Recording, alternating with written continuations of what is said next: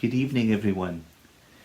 Throughout Lent, I've been reading my way through a book entitled Finding Mercy on the Way of Sorrow, written by Robin Ham.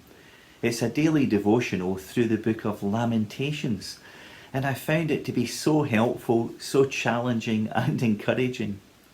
Lamentations 3:21 to 24 are probably the best known verses in the whole book of Lamentations, often plucked out from the context of the story and used to encourage our own hearts or the hearts of others.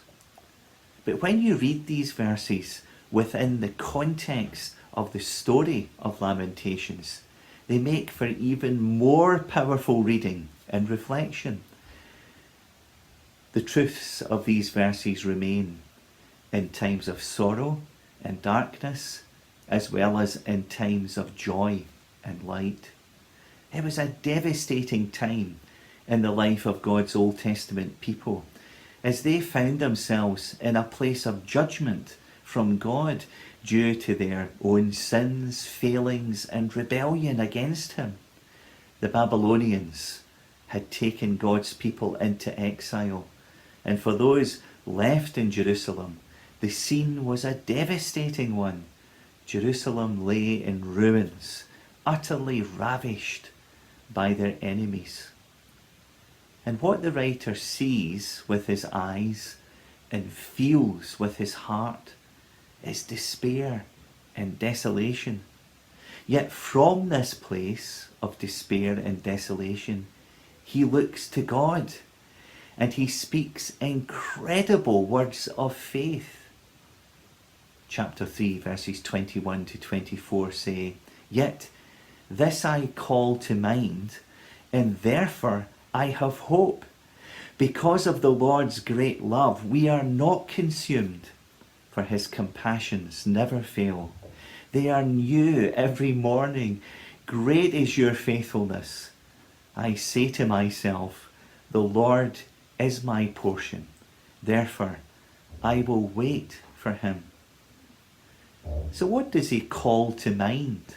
What is it that he remembered? Well, he remembered the promises that God had given to Moses and his people.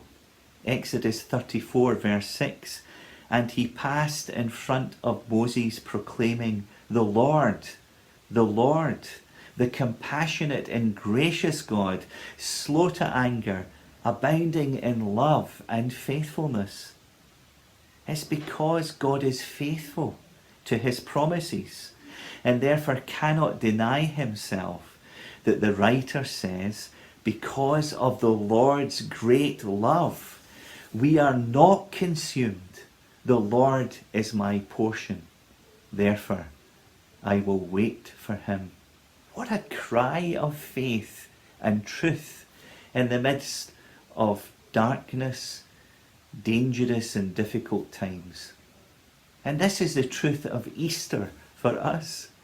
Through the suffering and death of Jesus Christ, the one who entered our broken world, carried our sorrows, and bore the weight and judgment and penalty of our sin, we too can find hope through his forgiveness and through the eternal life that we receive through faith in him.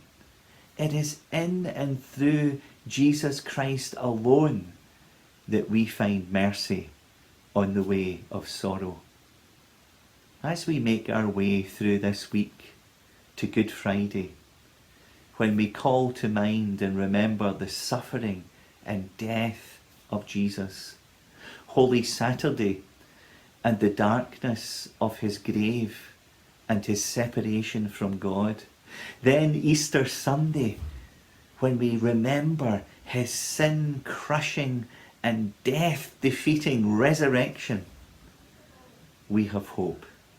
Despite all that we can see around us in our world, disputes, wars, rumours of wars, famine, despite our own sufferings and those of others, either of our own making, through our failure in sin, or through unexpected and unwanted happenings in our lives, through things that we don't have any control over, illness, loss, bereavement,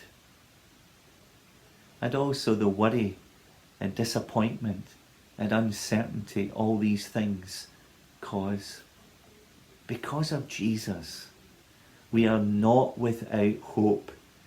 We too, like the writer of Lamentations, find mercy on the way of suffering. So let's call to mind and remember the character of God and his promises fulfilled through Jesus.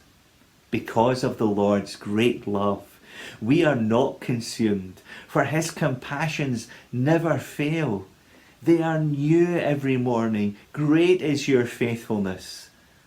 I say to myself, the Lord is my portion. Therefore, I will wait for him. God bless you and happy Easter.